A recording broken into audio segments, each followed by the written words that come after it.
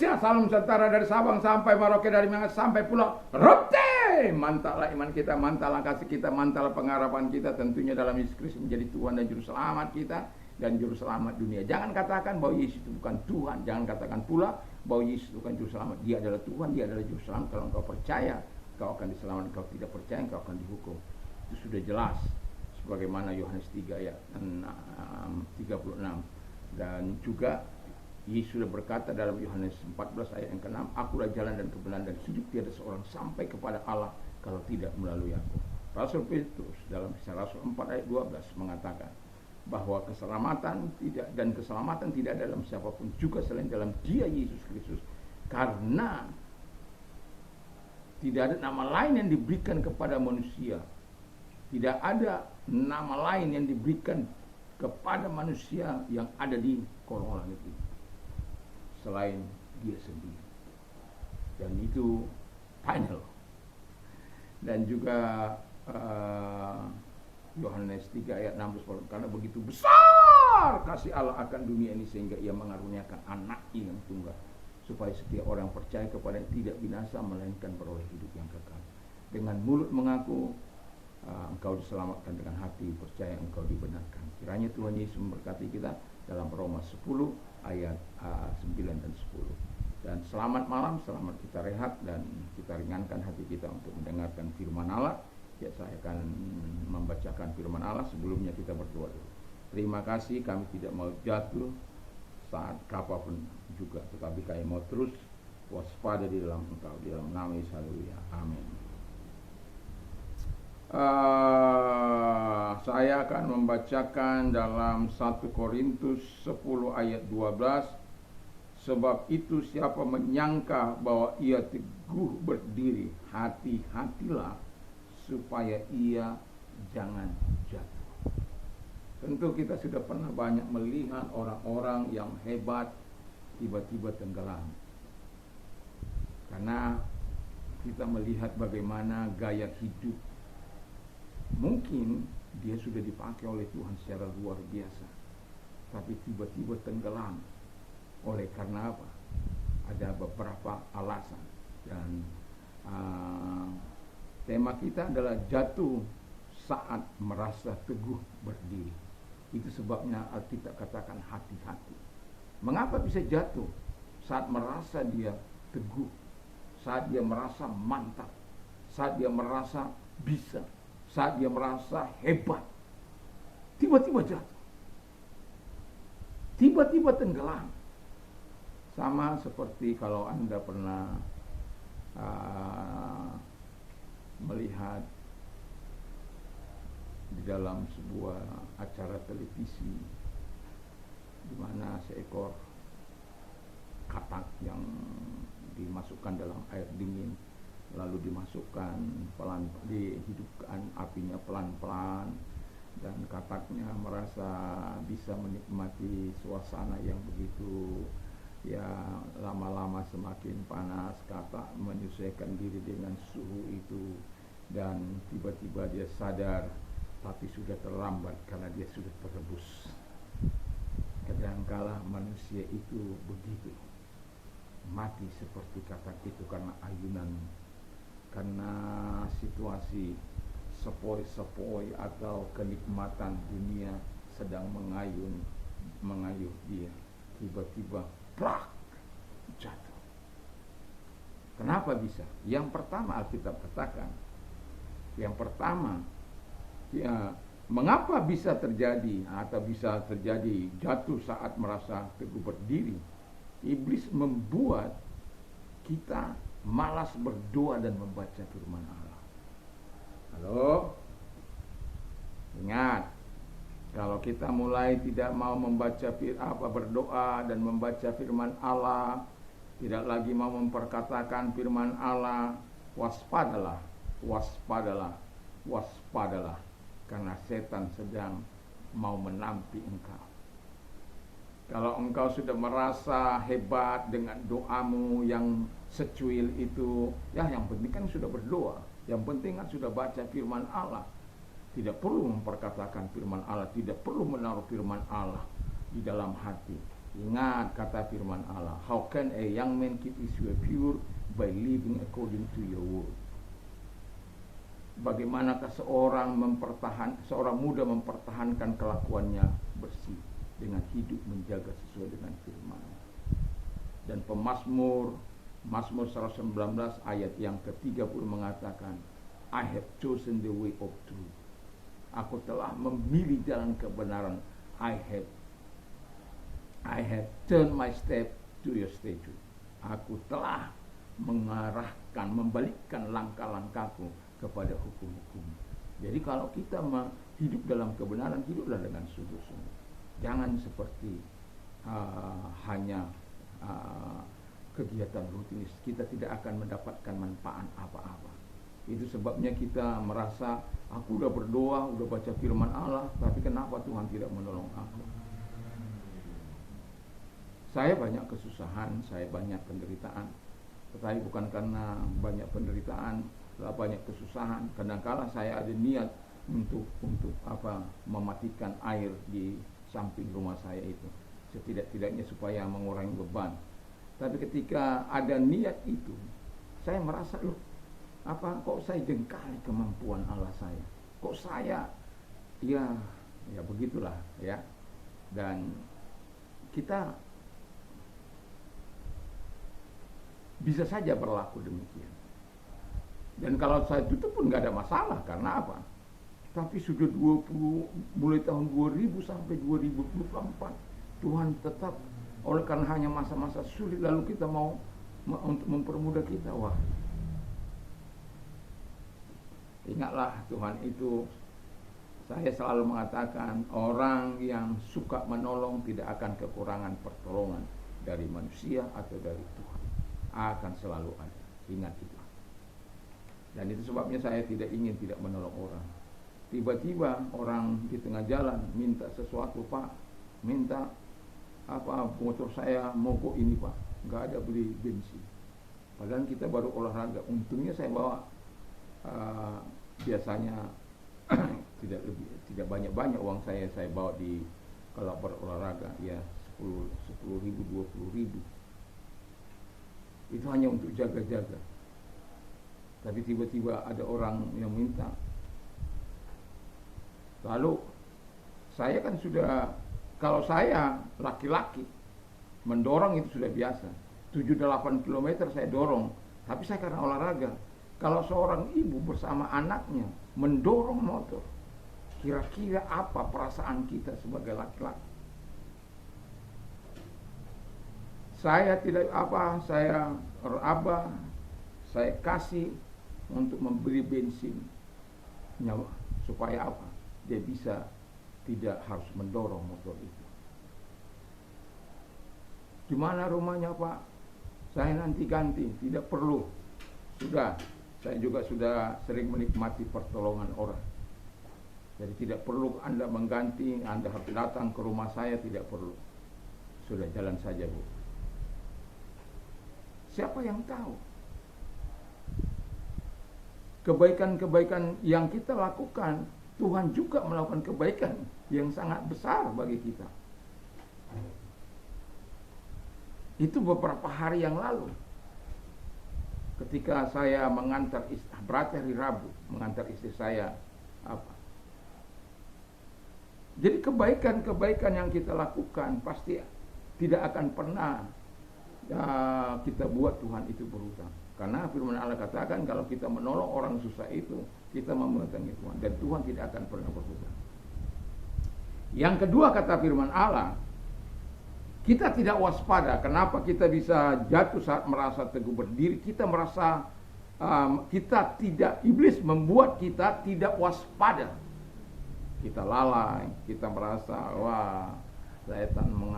setan merayu-rayu kita untuk mungkin ikut kegiatan ini, kegiatan itu dan lain sebagainya. Kita lupa ada harus tanggung jawab kita yang kita harus lakukan untuk hidup ini, membina hubungan dengan Tuhan. Tapi kita pakai semuanya untuk kepentingan kita, diri kita sendiri. Roh memang penurut, tapi daging itu lemah, kata Yesus dalam Matius 10 ayat 27. Matius 10 ayat 41. Jadi waspadalah, waspadalah. Yang ketiga, mengapa bisa terjadi jatuh saat merasa teguh berdiri? Iblis membuat kita meninggalkan pertemuan ibadah kita. Baca itu Ibrani 10 ayat 7. Ada banyak sekarang ini dengan situasi merasa tidak perlu lagi datang ke gereja, tidak perlu lagi share dengan umat Tuhan, saling berbagi dengan umat Tuhan. Saya nggak tahu nanti bagaimana kalau tiba-tiba dia meninggal dunia. Dia bilang begini, pastilah gereja bagaimana kalau gereja yang sakral? Ya kamu nggak pernah beribadah, enak-enak kamu mau ngatur kami setelah kamu meninggal. Kita mau marah dia kan nggak bisa juga. Ya yang mau saya katakan, janganlah sampai begitu. Datanglah ya, karena firman Allah, jangan kamu meninggalkan tempat peribadatan, pertemuan-pertemuan. Di situ kita bisa berbagi iman, berbagi kesaksian, saling menguatkan, saling memuji Tuhan satu dengan yang lain. Kita di situ hati kita dibakar lalu oleh kebenaran-kebenaran firman Allah. Ya. Dan itu sangat bermanfaat. Dan yang terakhir kata firman Allah, jatuh saat merasa teguh berdiri. Mengapa bisa terjadi? Iblis membuat kita sombong.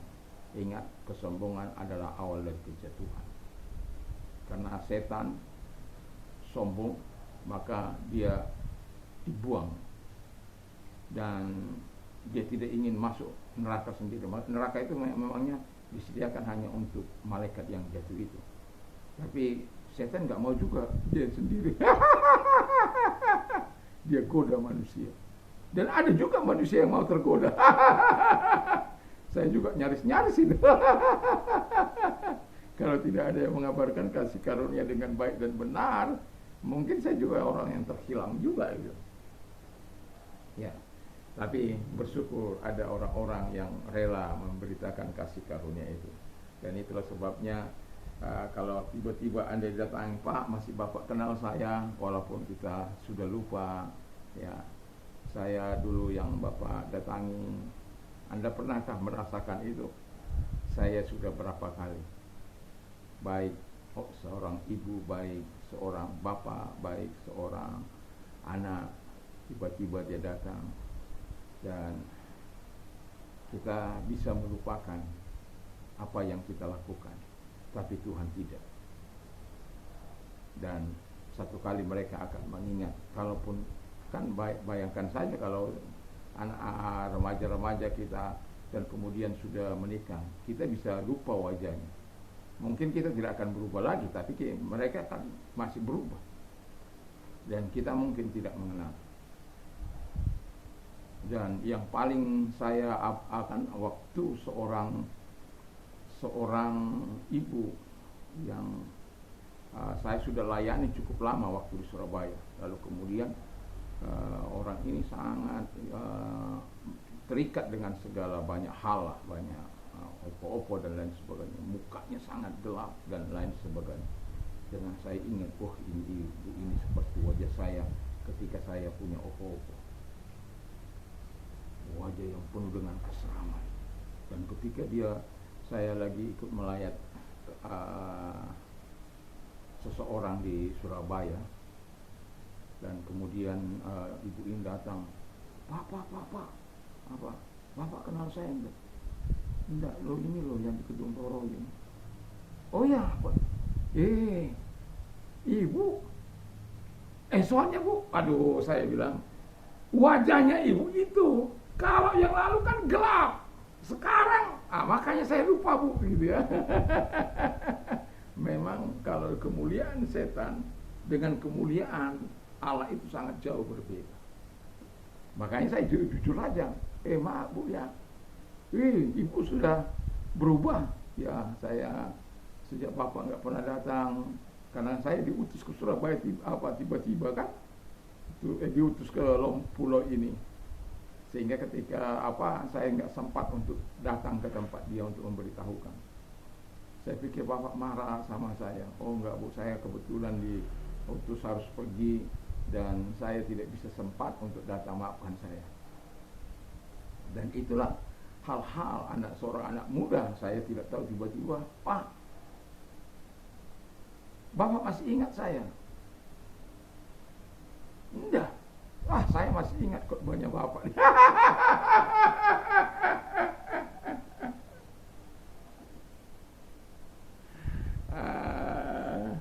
Ya, tapi ya sudahlah.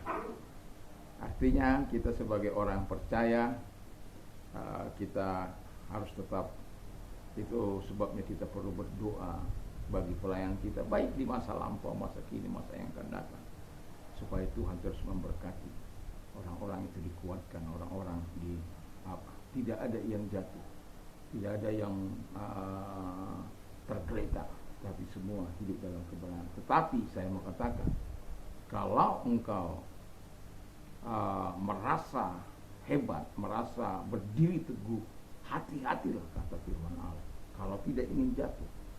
Makanya saya berikan judul, jatuh saat merasa teguh berdiri. Jangan pernah. Gak ada kekuatan melawan setan, gak ada kekuatan melawan dunia ini, tidak ada kekuatan melawan iblis. Karena dunia ini kita tahu di bawah dalam kuasa si jahat. Kalau engkau tidak datang kepada Tuhan, engkau bisa ditelannya. Tapi karena kita lahir dari Allah, maka setan tidak bisa menjamah kita, karena Tuhan melindungi kita. Kita ini dikapar oleh Tuhan. Jadi jangan pernah sombong kalau tidak mau hidup kita menderita, kalau tidak mau hidup kita jatuh tergeletak, atau kalau tidak mau seperti katak tadi yang direbus secara perlahan-lahan, lalu ketika dia sadar, tapi tidak bisa, sudah terlambat, dia tidak bisa lagi melompat karena sudah air sudah menggelegar.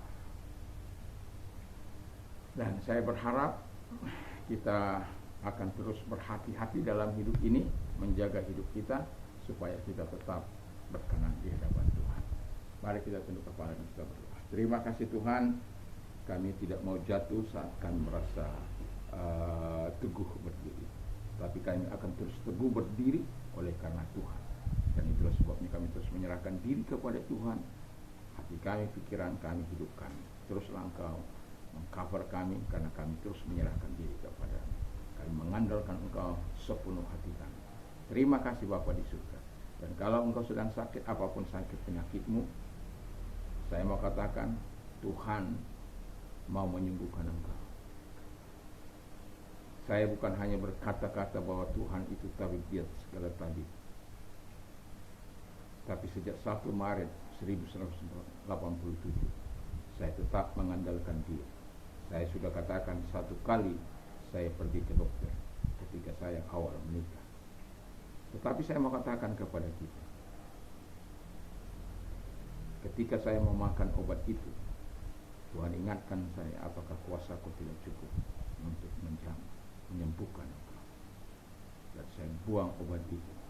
Saya berkata kepada istri saya, tolong saya supaya saya tetap beriman kepada dia. Dan sampai hari ini saya bersyukur Tuhan tidak pernah mengecewakan. Dan itu sebabnya saya tahu bahwa ada hal-hal yang tidak mungkin kita bisa jamah, tetapi Tuhan bisa.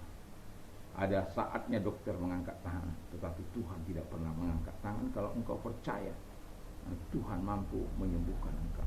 Di dalam nama Yesus, segala sakit penyakit yang mereka miliki Tuhan, aku perintahkan segala sakit penyakit itu. Makanya Tuhan datanglah kepada mereka, tumpangkan tangan atas mereka. Dalam nama Yesus, segala sakit penyakit mereka aku perintah keluar. Dan oleh bilur daripada Tuhan Yesus, terimalah kesembuhan daripada Tuhan. Mengucap syukurlah, berterima kasihlah kepada dia. Terima kasih Tuhan buat pertolonganmu kepada mereka. Kalau engkau dalam keadaan masa-masa yang sulit, sebagaimana hari-hari ini negara kita juga berdoa buat bangsa dan negara ini supaya tetap dapat memutar ekonomi dengan baik, sehingga gejolak-gejolak tidak akan sampai terjadi di tengah-tengah masyarakat. Dan kalau engkau sedang mengalami itu, mari angkat kedua belah tangan kita berdoa. Tuhan, kami menyerahkan tangan-tangan yang diangkat kepadamu, masa-masa krisis mereka, masa-masa kesulitan mereka, penderitaan mereka, Tuhan yang mengatakan percobaan apapun tidak melebihi dari kekuatan mereka, bahkan Engkau memberikan solusi bagi mereka. Berikan solusi kepada mereka, pertolongan-Mu kepada mereka, sehingga mereka memuliakan Engkau, mengagungkan di dalam nama Yesus Kristus. Dan kami percaya pertolongan Tuhan sudah datang kepada mereka. Kami bersyukur dalam nama Yesus. Amin. Selamat malam, selamat kita beristirahat, dan jangan lupa sebelum kita beristirahat baca firman Allah, berdoa, baca firman Allah, dan memperkatakan firman Allah walaupun mungkin 1-2 ayat, tapi itu akan meneguhkan iman kita. Iman timbul dari pendengaran firman Kristus. Kiranya Tuhan Yesus memberkati kita. Damai sejahtera Allah yang melampaui segala akal akan memelihara hati dan pikiran kita, ya, sehingga kita mendapat waktu istirahat di sisinya Tuhan bersama dengan kita. Tuhan Yesus memberkati. Mantap, mantap, mantap.